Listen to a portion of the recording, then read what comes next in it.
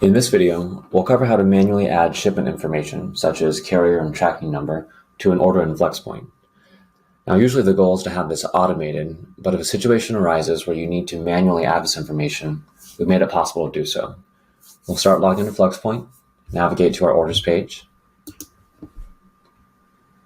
I'm going to use this test order as an example. Notice the status is paid.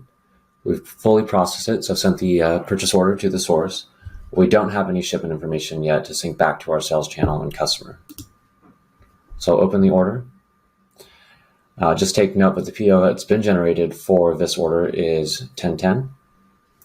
Go to add my shipment information down on the bottom right. Going to need to select the purchase order number related to this. We can add our shipment date and time.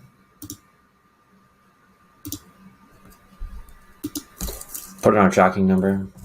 I'm just going to make one up. If you'd like to put in cost, carrier, you're certainly welcome to do that, although it's not required.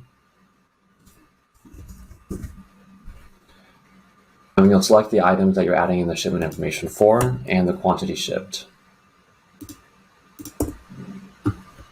A note if applicable, and then add the save.